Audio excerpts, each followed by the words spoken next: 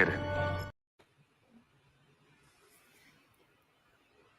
Hello and welcome to another episode of the Strange New Worlds Rewatch podcast on Live Long and Podcasts. And despite me making Murphy do everything, I am your host tonight, Kevin Millard.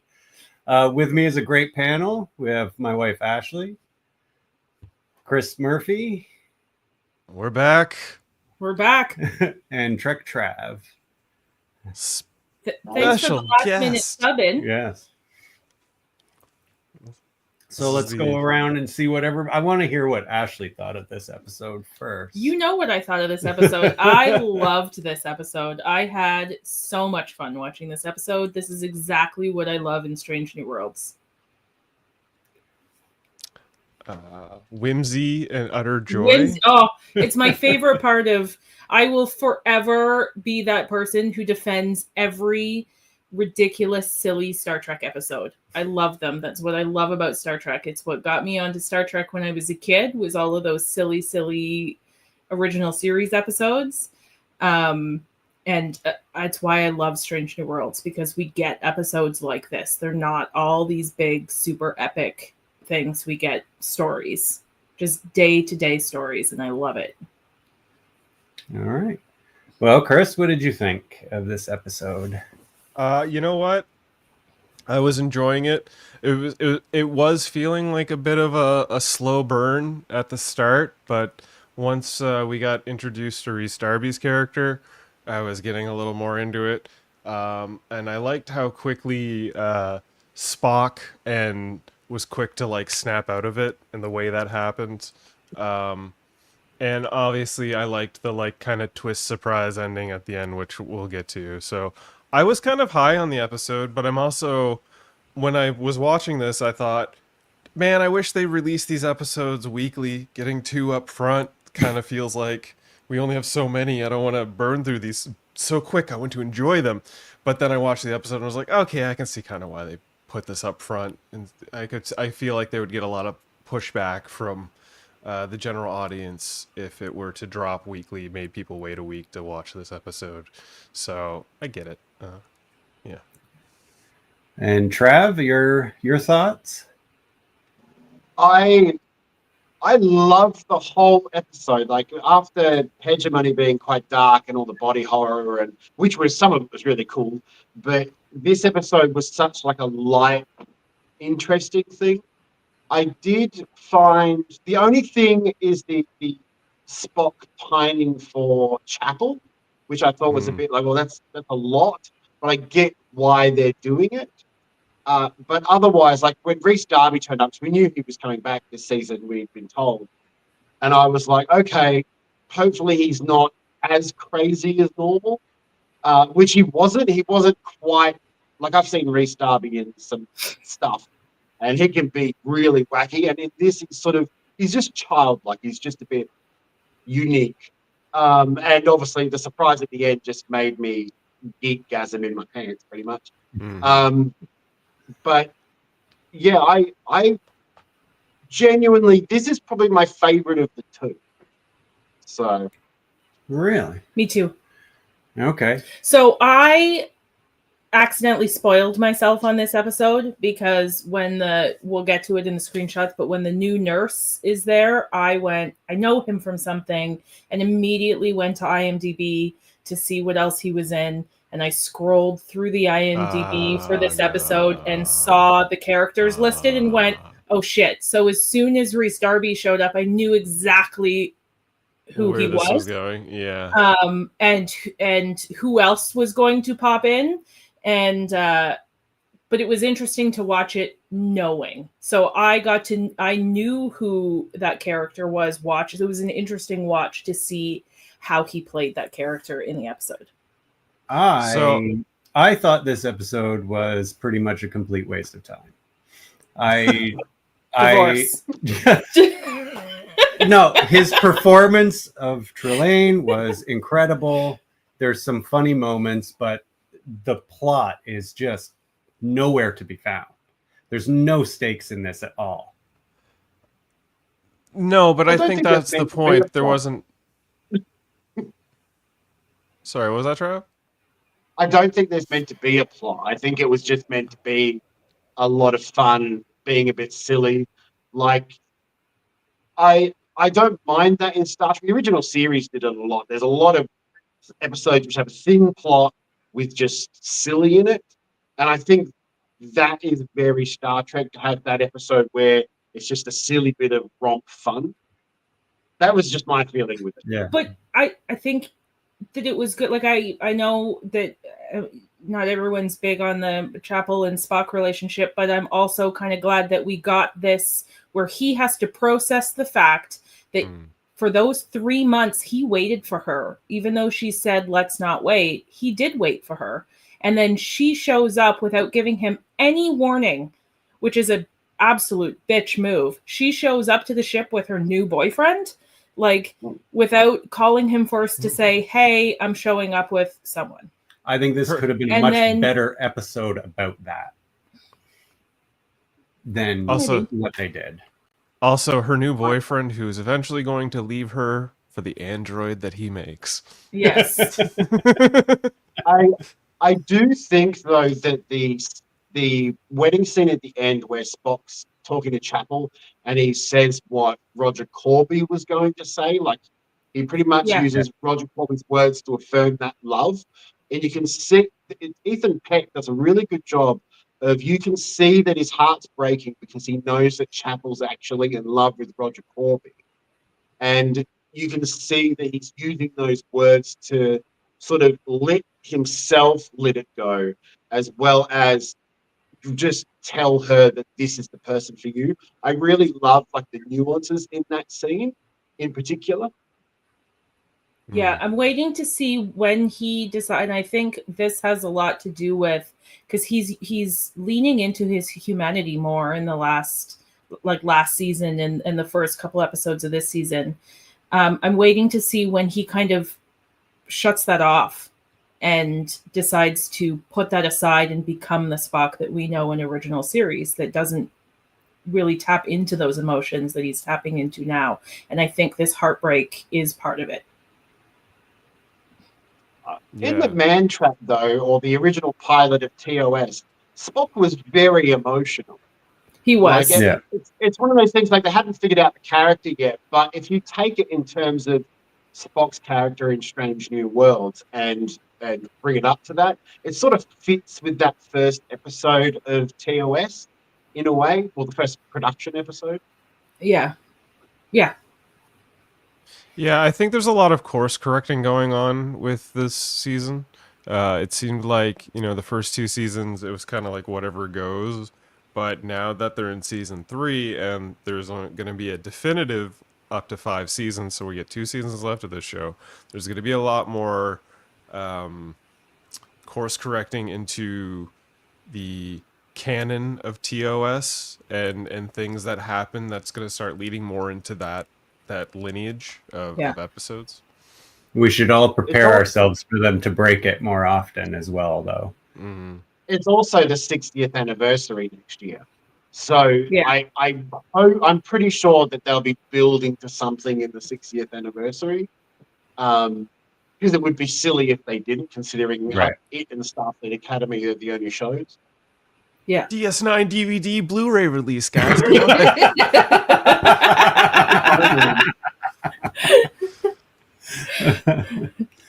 All right, well, let's get into the screenshots here. So we got Herbie from Fantastic Four working on the ship with the crew of the Enterprise. They've been in space dock for the past 3 months, as Spock puts it. Just getting rid of the scars. Before you move on to this screenshot, this is course correction. Now, if anybody remembers, in season 1, when Spock was shirtless, he was hairless. He had no hair on his chest. And there was a lot of ire raised by the internet community about how they did our poor Spock wrong, because they would compare it to shirtless images of Leonard Nimoy, and he was hairy, he was skinny, and he was hairy. So they've brought the chest hair back and put it on Spock as it rightfully should be. But did we ever have hairless or did we ever have shirtless Spock? Yeah, in season 1, there's the scene where he's like making out with his to Pringle girlfriend there in the No, bedroom. no. In original series. Oh yes. Yes, yeah. Oh, okay. I guess I don't remember that. Yeah, you were busy Yeah, looking at Kirk.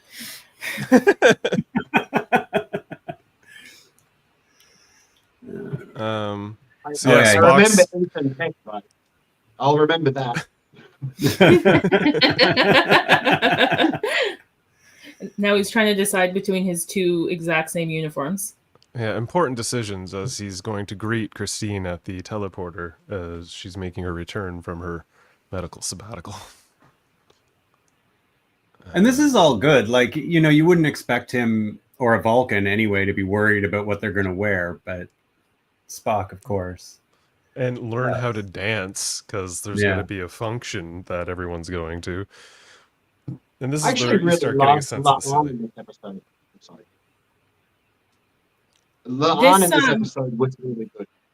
Yes, I agree. Yeah. And this is so Dr. Crusher and Data. Like this is Dr. Crusher teaching Data how to dance. It reminded me so much of that scene. I loved it. My shoulders are perfectly symmetrical. That's Spock, right. you can't have symmetrical shoulders. They've got to flow. Yeah, she's basically giving them sort of relationship advice to this. I don't know about you guys, but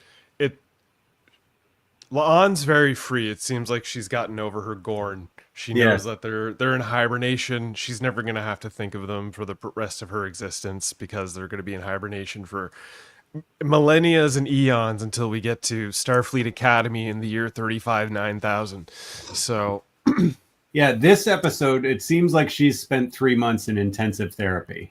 yeah, Up to she's this episode. happy. Yeah. She's happy. Well, she's gone back and essentially defeated her enemy. Like that's going to help her release some of that PTSD as well because she's battled it physically.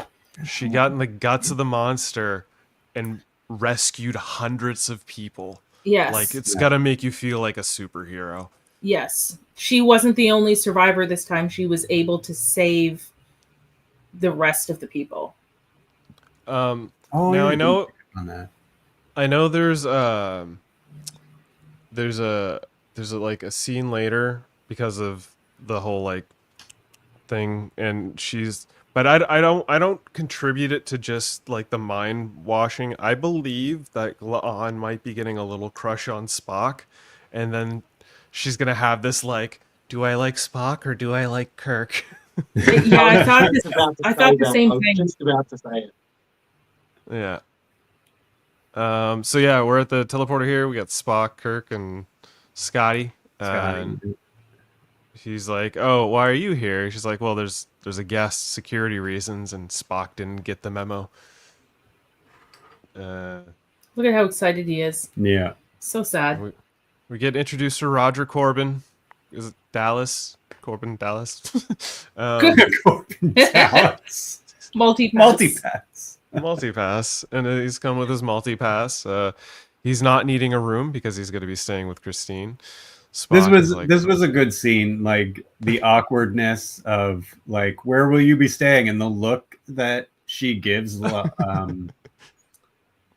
Who asked that? Was it Lon? Oh, Lon says, yeah. "Will you be needing quarters?" Yeah. And he said, Yeah. "No, I think I'm covered."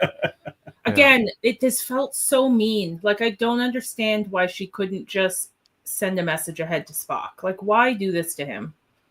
She did tell him to move on in the last episode, though. She did sort of specify, "We're not together. We're separate people."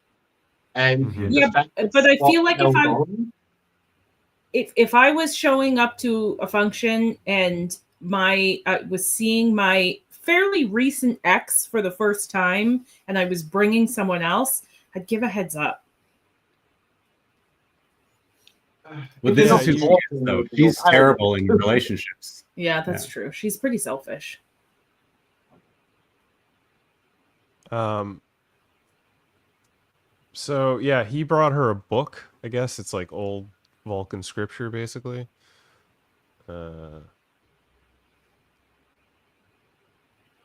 And then Where are yeah, we? that's our cold intro Oh, to this episode. And then our introduction to Ortega's little brother, Oh yeah. the documentarian. Really good You can't chemistry take a with punt. Steely Good as well, though. He really Yeah, and with like they all had really great chemistry. Those three actors together. Like I enjoyed seeing. Yeah. Yeah, I liked the little brother. He was fun. Did you guys talk right, about the haymaker. random nurse that turns up in sick bay? I don't believe that scene is. I think that scene's after this one, actually. Yeah. So yeah, Yeah. Yeah, there right it there. is, right there.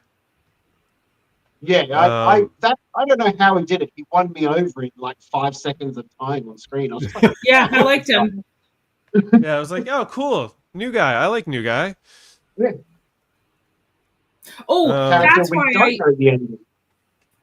I looked him up because we were watching and I was like, oh, he looks like one of the Wayne's kids. I'm like, he looks like he could be a Wayne's. And that's why I looked it up because I was like, is he?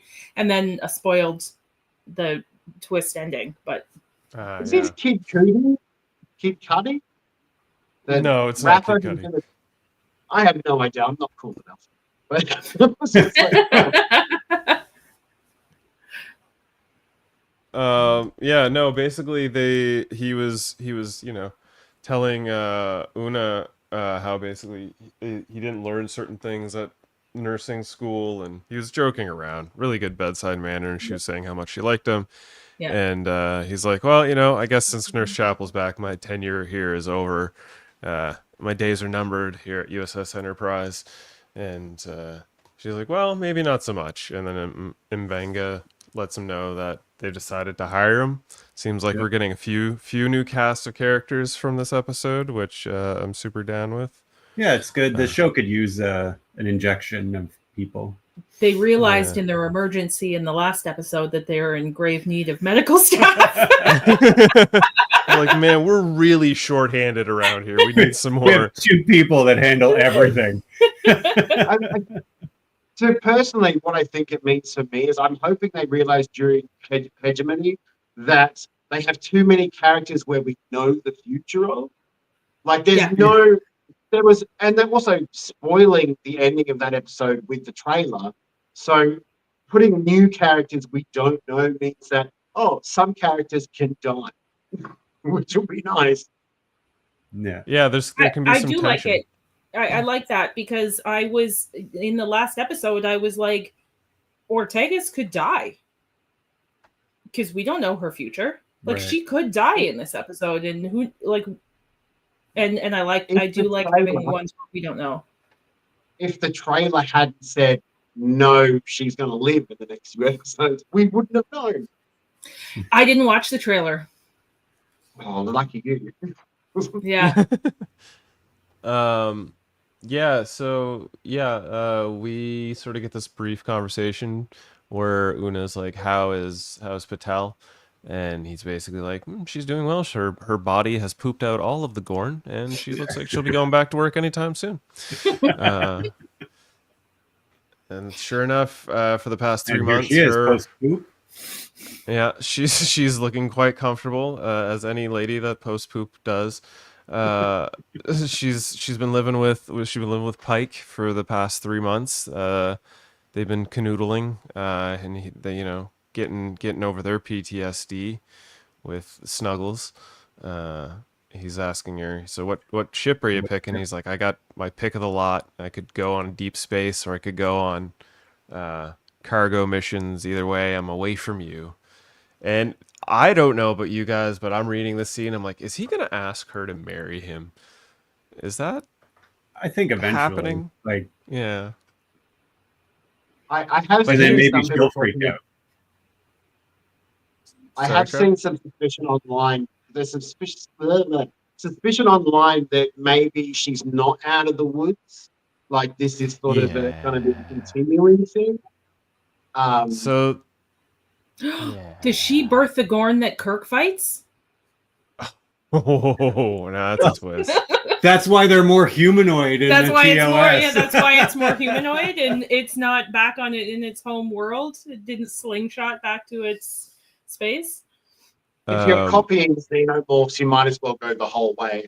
Like, my theory here is he's gonna ask her to marry him, and she's gonna say yes, and then she's gonna die. Yeah. Because that's gonna happen at the end of the season. That's my prediction. Emmanuel Robertson in the chat. This episode was tough for me. I enjoyed the first episode. I strongly disliked the Spock and Chapel romance stuff.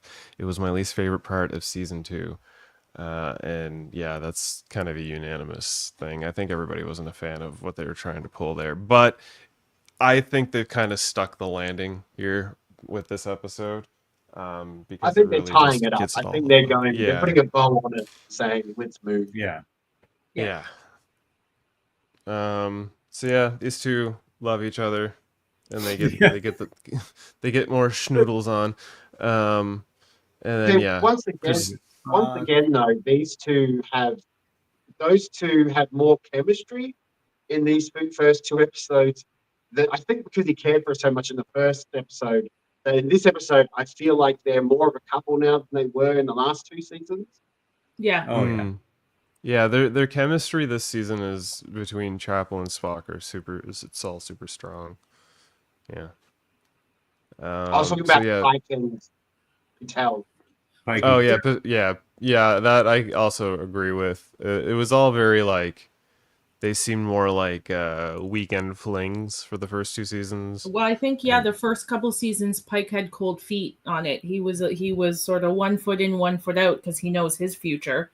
And I think he's, after the Gorn attack and everything, these last 3 months, he's kind of given in to a full relationship with her. Yeah. You know, her dying would make sense. That's why she wouldn't be with him. Yeah. Even when he's in the wheelchair and everything, right? Like why she wouldn't be around. Yeah. No, that's my prediction. I think that's what's gonna happen. It's probably it's the most sensible thing to happen. Unless they use it they might use it as a catalyst to get him to leave the Enterprise to go to that place where he gets hurt. It might be Maybe. the catalyst for him to sort of change up his job or something. Yeah.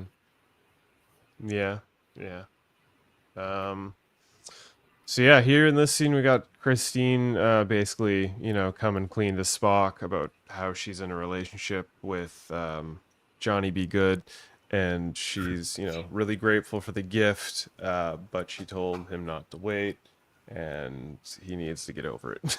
Oh, I like here though. She says, "Are we okay?" And he just turns his head and stares off into the wall. What does Very okay Vulcan. mean? I'm Vulcan.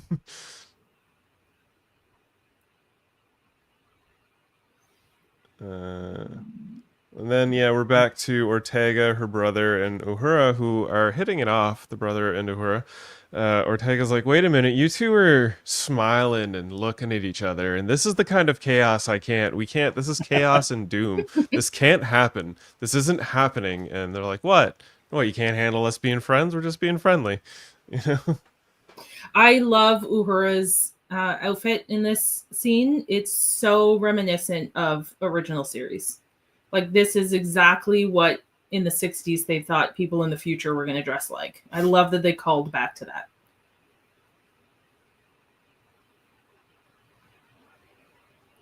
We have been getting a lot of Ortegas in these 2 episodes, though, which I like. I think we got 2 seasons of barely anything, and these 2 episodes, she's been probably hands down the strongest character in the 2 episodes. Yeah. Christine Chapel? Sorry, I had a dog. Ortegas. No, Ortegas. Oh, Ortegas, yes. Yeah, no, her the whole thing with her hand, that's going to stick with me for a while. Yes. How tough she was to be like, "Yeah, no, it's all good. I just need to fly this ship. I fly this ship." Like, that's, Half she's my the hand's badass. been digested. Yeah. She's the badass of the series, in my opinion. And then yeah, But her basically. in this episode, what I don't understand is, right, in Discovery, they had people with cyborg implants and all of that stuff. So they just regrew her fingers. So why couldn't they do that with the characters in Discovery that had cyborg things? They could just regrow things. Why Yeah. weren't they doing it? And her hand's fine in this. And I was really hoping for her to have a full metal hand. So Yeah. I just, All right, so- it's one of those things where it's just like I was expecting her to come out a bit more damaged, but she's not physically that damaged anymore. Yeah. Which I Well, don't think helps with the psychological thing. well, I think they allude to that at the end of the episode. Because she, you know, you see her doing the boxing training and you think, oh, she's just having fun with her brother, but then by the end of the episode she walks away from the party to go to more boxing training, and then you see like a reflection of the Gorn in the window. So it's stuck with her, the experience, clearly. She's about to have her Gorn PTSD. Yeah. And I think there's going to be a lot of that, and Lon's going to be like, oh, don't worry, I'm the shepherd of trauma. Let me walk you. I'll be your Sherpa through this pain. We'll meet a Hugh Gorn, of whom they have to decide to send back to the Gorn to poison them and kill them. We'll meet Gorn First Contact, where All right, so they're talking. This is the party, I guess, when they come back. And they're having I think drinks, yeah, telling the this story is of love. They were going to anyway, till Spock walks up.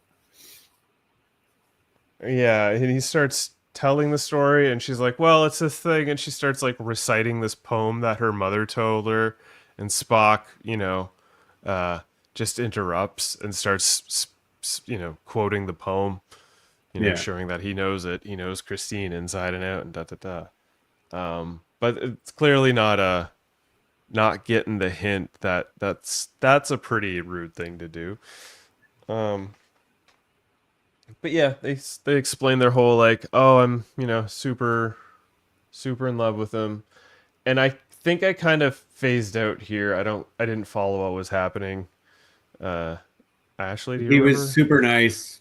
That's pretty much It was her Fell in mom's love. it was her mom's birthday, and she was sad, and he noticed that she was sad, and he helped her to feel better while she was feeling sad because her mom's dead.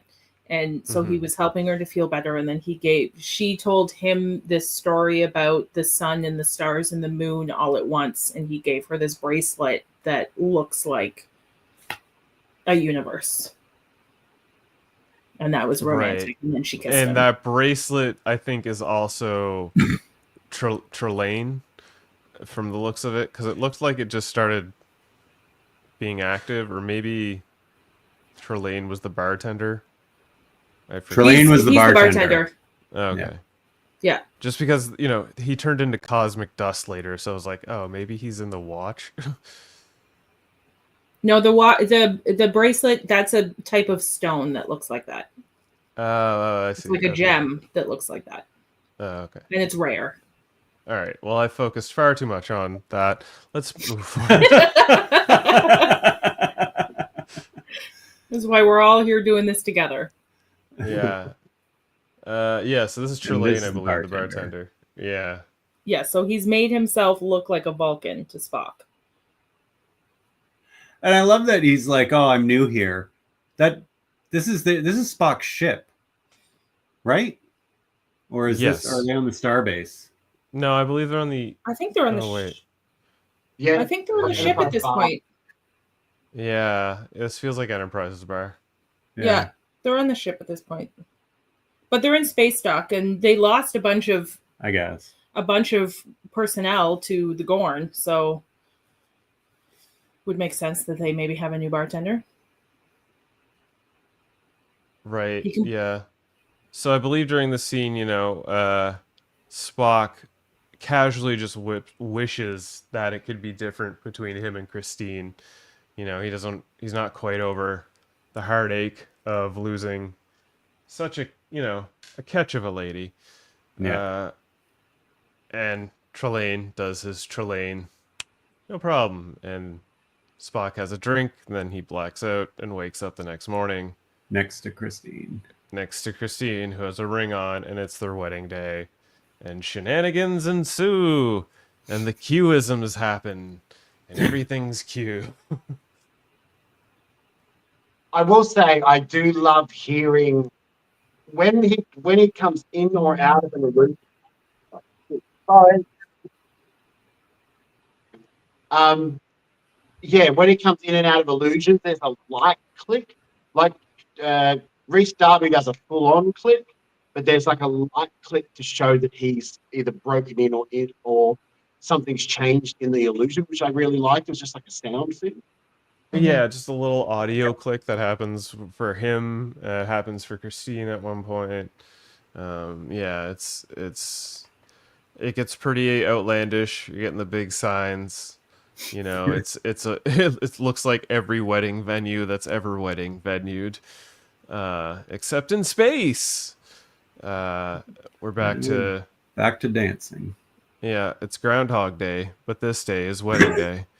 Can I just say that this starbase that they keep going to is probably, out of all of the CGI in Strange New Worlds, it is the most unrealistic. Every time I see those glass domes, I just think, why do they look like that? Why are they so plasticky and shiny? I don't understand. If the Orville could do realistic ships.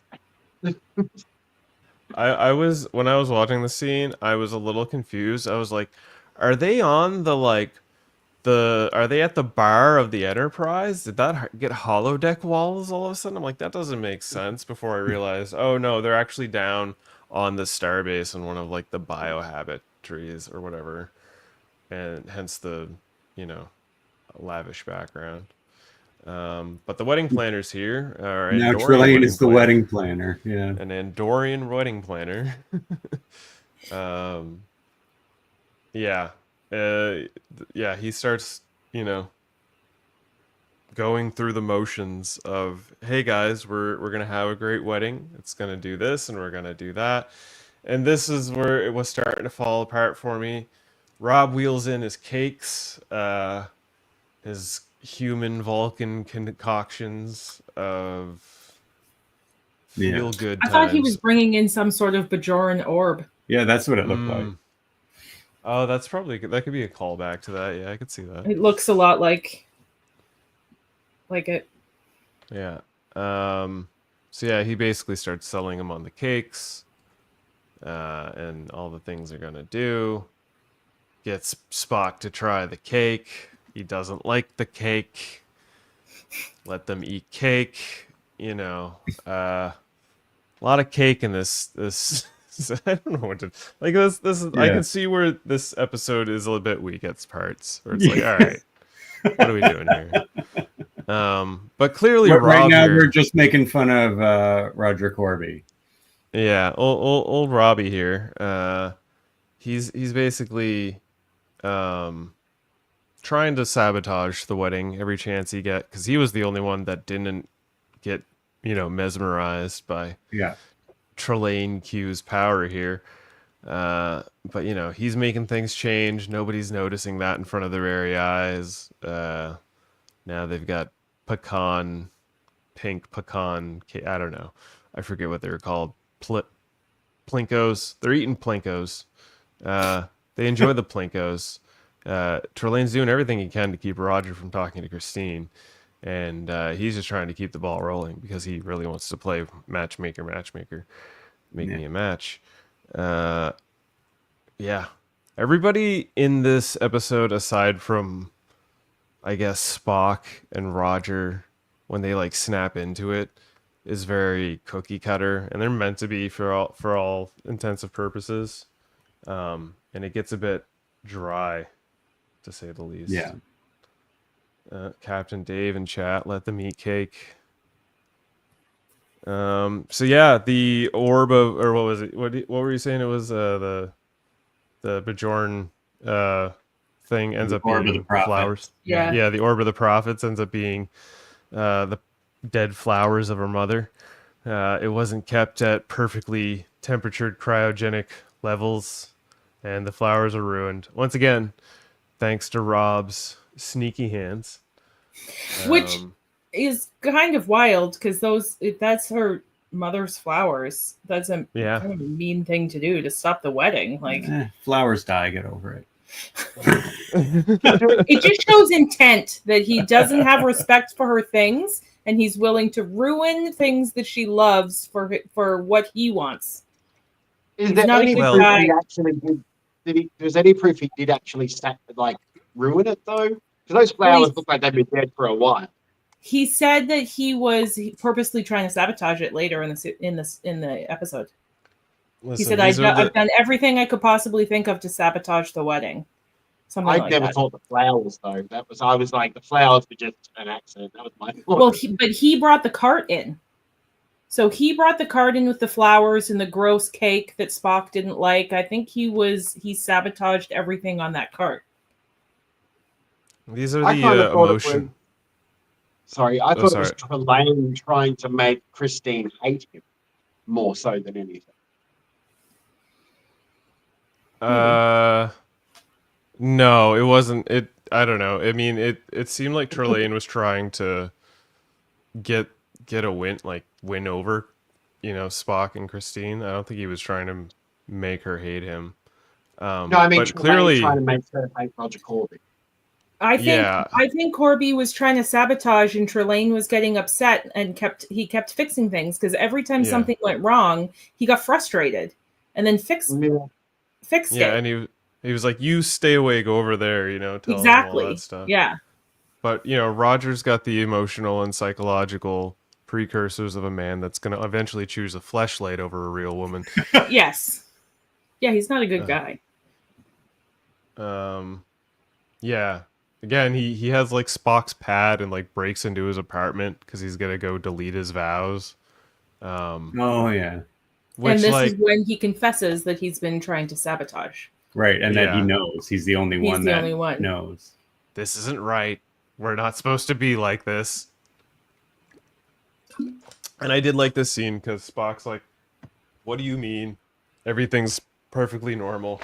And he's like, no, you don't get it. I met her on this date, and we were having a really nice date, and she was doing wonderful things, and she was sad. I didn't want to make her sad, and it led to one thing, and before you know it, we're kissing. And he, Spock just pops him. Just whap! I was like, wow, that was very emotional for a Vulcan. And then he quickly realizes, he's like, oh, shit. And he looks off to the hallway. He's like, this is good. Yeah, it breaks the spell, right? Yeah. And It's you hear that thing that gets me.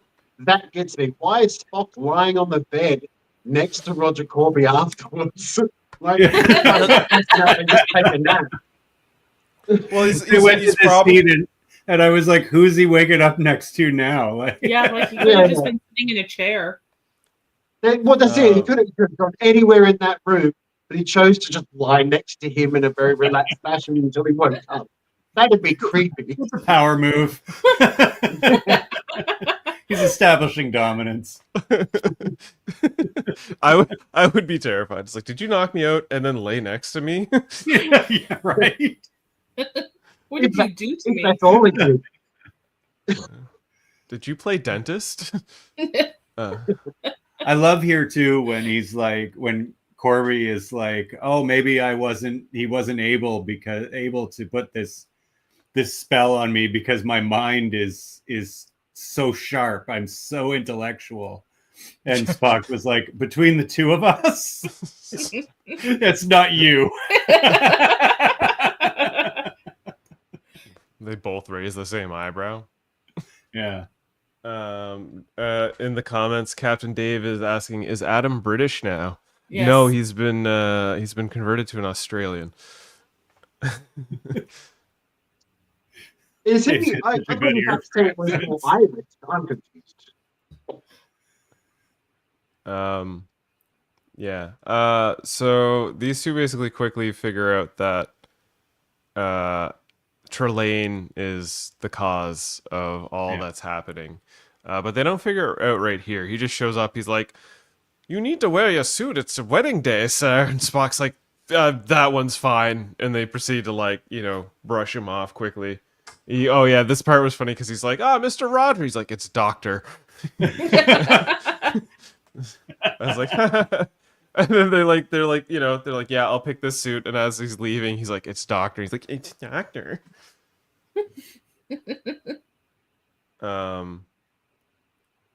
Yeah. So they start doing tests and they start trying to figure out what it could be. It's this, it's not this. I figured out this, it's not this. Well, then it's probably a temporal anomaly or what was it he said? It was like The improbability. yeah, an improbable phenomenon or something like Yeah. that. Like a bubble of improbability. An improbability field. That's what they Yes, had. because that's what it was for Subspace Rhapsody, which is why he said we encountered one before and we were all singing. Yeah. Which I was like, excellent callback. Yeah, Wonderful. great callback. Yeah. If anyone's like skipped that episode, they'd be like, what? I gotta go back and find this now. To be honest, anything could be explained by that thing. Like, Absolutely. literally, like, there's no reason for them to even suspect Trelane. They could just literally believe it's that thing and they'd have no reason to think otherwise. Yeah. Like, it's sort of the techno babble of weird phenomena in Strange New Worlds. Oh yeah, here's So- where they try to convince everyone, like they're trying to convince Sam that things aren't right, and he's like, "What are you talking about? Oh, it's just cold feet. It's just cold feet." He's just got cold feet. You're fine. They quickly surmise that maybe we need to snap people out of it by getting them riled up with some anger, a little adrenaline, a little cortisone, maybe get them to hit somebody. So Spock tries to egg Sam on and be like, you're deplorable. You're really bad at your job. Everybody hates your mustache. And Sam Your just doesn't bite. your brother is much smarter than you. Sam's like, I The can't give you a mustache black eye line on your was wedding day. perfect. Yeah. The mustache line. There's a line in, I think it's this episode where I think Patel mentions to Pike that he'll have to bring all his hair products. Like, they're very Yeah. self-aware of things going on, obviously talked about in the fandom, and I actually really liked that. Yeah. Yeah. Yeah. Sam's like, I can't give you a black eye on your wedding day. Christine would kill me. So, move on to the next scene. And these two are like, we got to talk to the captain. And Captain Pike's like, yes, I know. Come in. And then hands them both a drink. And it's like, it's your bachelor party. Come on in. Do you know how I know I'm going to love an episode? If the captain is in the green uniform. I My also love all question the is, green right? uniform episodes in original series. We all remember the cage, right? The cage. If Oh yeah. Cage Pike would have had Orion slave girls, and they would have all been around a table and be talking about how good they are. And in Strange New Worlds, it's like 3 dudes, and he's making some food. Like, he really went sort of party-wise, like, good for feminism, bad for Pike's party lifestyle.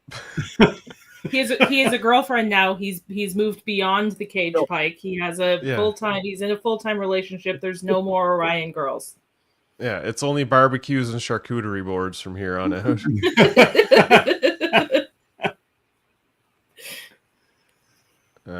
Everyone raises a drink. Scotty's like, "Oh, I don't drink that much. I'm not much of a drinker. Not much of a drinker. I'm not much of a drinker." But that quickly is broken in this scene because what turns Scotty into a drinker is some weird purple fig fruit that he eats, and he starts to like spit it out. He starts reaching for drinks to like wash it down, and that was the moment. He doesn't like Pike's cooking, and it turns him into an alcoholic for the rest of his life. Like, these are the Scotty moments I'm gonna live for through this season.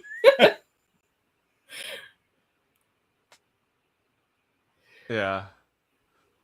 So yeah, clearly doesn't quite work. Everyone thinks, Spock's got cold feet, and these guys, are back to the drawing board essentially. And they're like, wait a minute, who's on the guest registry and who's on the ship? And then they quickly ask the computer, And the computer's like, oh, there's one person that doesn't follow the parameters, and they're out in the cargo bay or whatever. So they proceed to, like, you know, wrap up things at the bachelor party and head to find out who's in cargo bay 2 or what have you. All right. Well, that is the end of my screenshots. Seems like it just gives up at 200.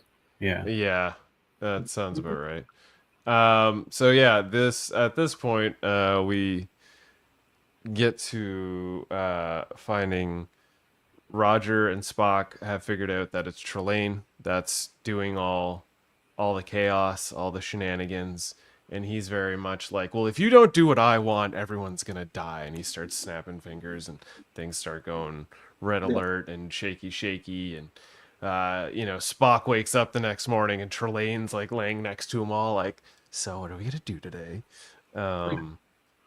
And then he's like, you're going to do what I want. We're going to have a wedding. If you don't, I'm going to make you a terrarium. And he makes Spock tiny and does all the Q-isms and starts popping him around here and there. And Spock is basically reluctant, like, okay, I'll just, you know, I'll follow along with the plan because that's what he wants. So Roger and Spock follow along, start following through with the wedding. And then you get, you know, the wedding.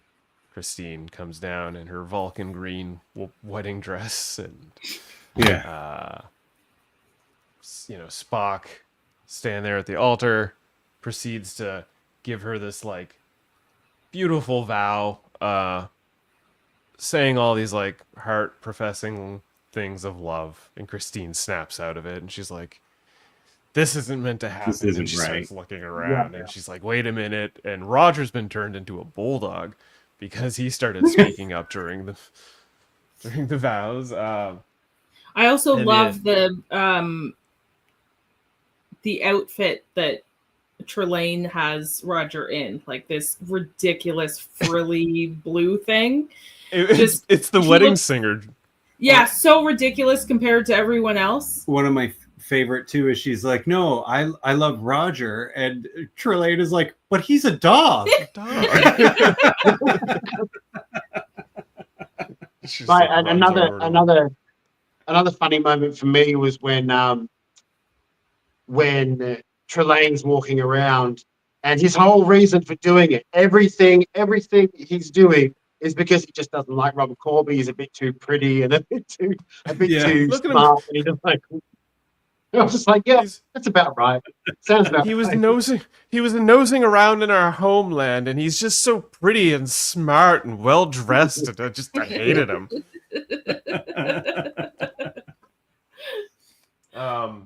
So as this revelation's happening, all of a sudden you see in the distance like a blue starry entity come into form, and he's like, what is this? What's going on? And we've come to realize, oh wait, that's Q. That's John Delancey. This is officially Trelane is a Q entity. You know, if the snapping fingers wasn't evident enough, and you get a John Delancey surprise special guest appearance, and he's like, what is my son doing? He's like 8,000 years old. I'm so sorry about this, everyone. You finish this up. Let's go. And Trelane's like, oh, Dad. Does that mean that Trelane is actually the Q from Voyager who lives with Janeway? I kind of think so.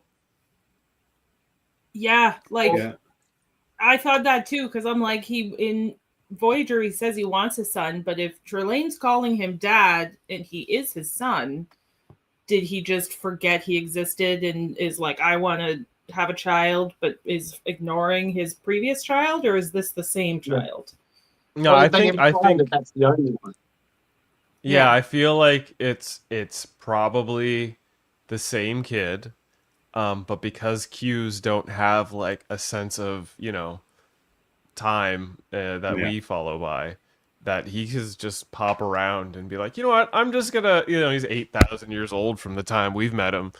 He's just popping back in time to go mess with some humans and have fun with like Captain Pike and Spock and Christine and all that stuff. Like, that's how I kind of like interpreted that. Yeah, because he already knows. He already seems to know like this isn't the first time he's coming across humanity. Like right, like we have that whole thing in in Next Gen. So he's already gone through all that trial with Picard and everything by this point, it seems like.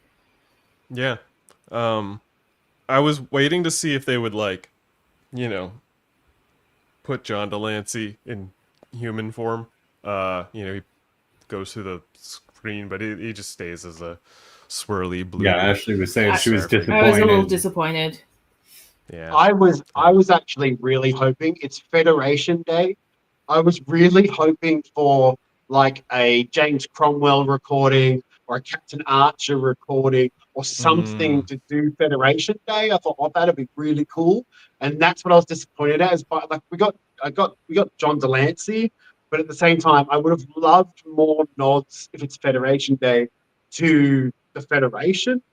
And there was just nothing but a wedding. Yeah, this is their perfect time for them to be like, hey, do you remember that thing that happened in Enterprise? Like, do you remember when Archer, got stuck with the Andorians and now we've got to deal with this Andorian problem? Or, like, I think that could be fun, like little callbacks. They have a chance to make Enterprise callbacks, and they rightfully should, because that was a great series, and I just finished that for the first time recently, and it's great. Yeah. So I definitely have come around. It's also the most important series in 2 Star Trek universes. So it's canon in Kelvin and in the Prime. So it's it's literally the most important series. Yeah. We were cheated. We were cheated out of some potentially great stories. There should be like 3 more seasons of that show. Anyway, so Q and Trelane, they fly off, and everyone sort of goes about their linear lives now. And they, Pike gives a very like, so it's it's the day, it's Celebration Day, and we met aliens so long ago, and it led to this Federation thing, and how apropos that we have a similar experience with a really awkward encounter. Bar's open. Yeah. And then that's the end of the speech. He hosts a show like I do. Yeah. Yeah. And then we meet a new bartender the 3-armed bartender who he invites to join the Enterprise. Yeah. What are those species names? I wonder if she'll do the Guinan. Only if Adosian. Yeah, she's an Adosian. Are we going to talk about the song choice? Oh, God. Jitterbug. Oh, Jesus. Kevin liked it. I loved it. Wham, of course.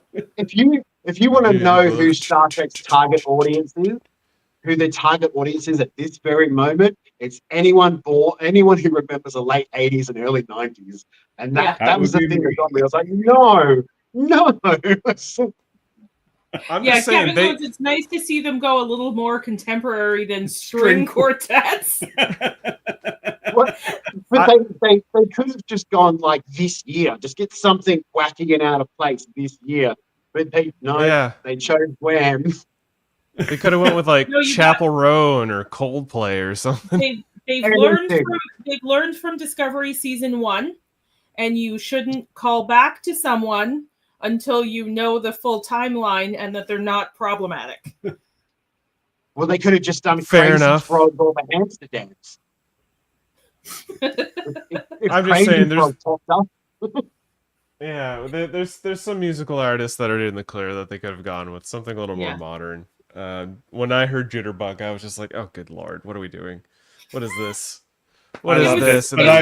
I'm that age. It was so random. I actually laughed out loud. It was random enough that I was like, okay. I wasn't expecting to hear Jitterbug. Why did Pike get excited? Why was Pike excited? He wasn't born in that era. He probably doesn't even know who they are. But for some reason, they focused on him getting excited and going to dance. I'm like, there is no way in 300 years Wham is going to still be that recognizable. His dad was a fan. I don't know. Man. Shakespeare's still recognizable. Yeah, I think Shakespeare is a little different. But it's still like 400 years later. Sure, but greatest. Also, Wham unproblematic. George Michael is very problematic. Listen, he didn't try and dismantle an entire, or the Wham didn't try and dismantle an entire country, so they're less problematic. He did wait in front of some bathrooms, though. So yeah, the episode basically ends with Jitterbug. Yeah, Oh, that's the end Ortega? of episode 2. Oh no, right? Ortega. No, it doesn't end that way. Yeah, Ortega gets sick of Jitterbug. She's like, "Oh, this is I was hoping for something a little more, Latin, maybe something with a little more salsa beat, but we're going with Jitterbug. I'm out. Peace out." She pulls I would have been a out Homer too. Simpson. I would have been out too without the trauma. I'd have been gone. Yeah. Ortega Homer Simpsons her way out of the party through the bushes. Goes back to her training. She's back in her training gear and she's punching bag. Really working those new fingers in her hand that were eaten the previous 3 months ago. And yeah, she's having her PTSD moment. She looks in the reflection of the glass and she sees a big nasty Gorn standing behind her, alluding to the trauma that she's going through. And we'll see with Sam and maybe even Mbenga in future episodes. Mhm. Can I just say the Gorn don't look very good in high light. Like once you No. take them out of the dark, and even in that reflection in that window, I'm going, oh, the animatronic head doesn't look very good at all. No. Like, Yeah. it's like, But to be but fair, I am interested. traditionally I the want to Gorn see have more never looked Ortegas good. because I think she's brilliant, and I definitely think that dealing with her trauma on that, I'm okay with more Ortegas. Yeah, more Ortegas. I completely agree. I'm interested to see more of Chris Myers' character, the new medical nurse. I want to see what more he does, and our Adosian bartender. I don't know if she got a name. I don't Yeah, remember. I I don't don't see think it. Three-armed alien. Yeah. Well, Kelsing maybe? Kiragulian? Yeah, it's Kiragulian. Apparently her character's name is Kelsing. Kelzing. Okay. And yeah, John Delancey is casted as Q, so that's officially Q there. So I guess we'll go around the table. What did everyone think of the episode? Kevin? I did not really like it. It just like the funny moments are funny, and I like these characters. Obviously, I think the guy playing Trelane did a fantastic job, but it lacks stakes, plot, anything. Like there's really no story here, and I need that out of an episode. Yeah. Ashley, I your liked it. thoughts? I like when when it's like a day in the life, but with hijinks. I love those episodes. Whimsy and Glore. Trav, what are your thoughts about this episode? I think although the story wasn't hugely strong, and I don't give really too much shits about Chapel and Spot, but I do think that every other relationship in this episode played really well. Everyone had chemistry. I do think Chapel and Roger Corby worked well as a couple. Like they had more chemistry than even Beck and Jess Bush does. I think, yes, this episode maybe doesn't have a lot of substance, but I kind of like the fun lightness of it. I love John Delancey at the end. I think this is one of those episodes that's not the best, it's not the worst, it's just a fun little time for 45 minutes. And I'm okay with that. It's Strange New Worlds doesn't do that very often. So I think it's good to have that breath occasionally. Yeah. But yeah, 9 out. No. 9 out of 10. Yeah, I'd agree. It was a nice sort of palate cleanser from the intensity of the first episode. I enjoyed the whimsical moments. I didn't entirely hate it. I think the Q connection at the end really saved it for me. So I was I was digging it. was a bit of a slow burn to begin with, but you know, I think not so maybe bad. if I hadn't watched these episodes back to back too, maybe I would have liked this a little bit more. But it was Yeah. it was like you were really shifting gears. Yeah, it was a big gear shift, and I think that's sort of the tone that's going to be for this season. I think Strange New Worlds is every episode's a genre episode. You know, like we're gonna have a horror episode, we're gonna have a comedy episode, we're gonna have a mystery. Um, so yeah, it'll be interesting to see what they do the rest of the season. Yeah, they said To they be took fair, some that's chances this sorry. season. Sorry, That's what? very TOS anyway. Yeah. Yeah. Agreed. Like Yeah. TOS, there's some weird crap in there. Every time I watch it, I'm just surprised by the weirdness of TOS. And then I watch Strange New Worlds and I go, I can't really blame them. Yeah, Like, it has that TOS feel. Yeah. They They're nailed nailing that it. for sure. Oh, They're nailing it. They're cooking in the Star Trek kitchen, and Star Trek is back. Let us move on to our ratings for this episode. I'll get this up and going. Let's see here. Kevin, what was your rating? I Morning give this Bell one a Blues. 6. It's a 6. Ashley? 9 for me. If 9 Q for had you? if John Delancey had actually materialized, it would have been a 10. Column to the left. We'll just do this. Trav. Sorry, Dave. You'll have to fix this later. Sorry. So Ashley gets a 9. Trav, you said what? You get a 9 or a 10? What was that? I'm going to bring it down to 8 because I do think 8. that the Chapel Spock relationship, I have no real Okay. interest in. Okay, and yeah, I'm feeling a solid 7 with this episode. It was fun whimsy, but it didn't totally grasp me. There's a couple times I walked in the kitchen, I didn't really feel the need to pause the episode. But yeah. Also, it was a time crunch. So our average for the rating is 7.5. And IMDb, what did you guys rate it there over there in IMDb land? I will find out in but a moment, because the internet works. The internet is working. Wedding Bell Blues, there we are. Ranking was 7.1. So, yeah. We're generally in line. 7.5, 7.1. Those are the ratings for the episode. I'm not going to string this along, much like Strange New Worlds writers are trying to string along the relationship of Spock and Christine Chapel. That's about it. Let us know in the comments, I guess, if you agree with any of our takes on this episode. If you have any thoughts, we'll be back next week for episode 3 of Strange New Worlds, which is I've missed the episode name of that one. Normally I have these on hand. Oh, I guess I was supposed to do that.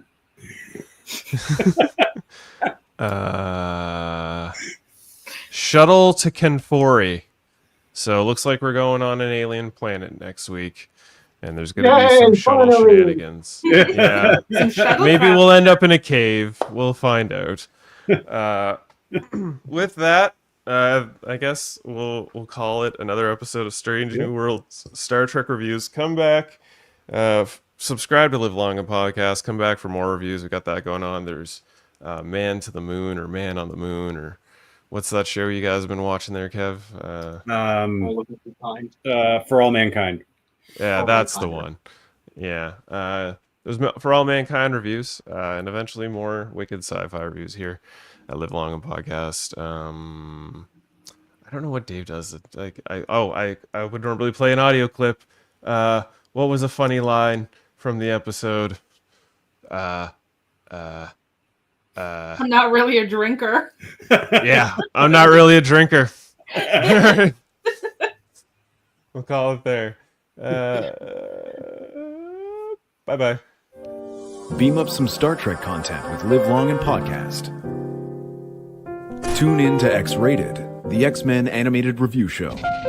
Artistic interviews with graphic histories. A roundtable movie discussion with Hey, did you see this one? And movie reviews with Hold Up, a movie podcast. And while you're at it, spin a few records with Eamon on Track. Watch us duke it out on trivial debates. And let's chat about TV with the Super Mater Brothers. It's all here on the United Federation of Podcasts.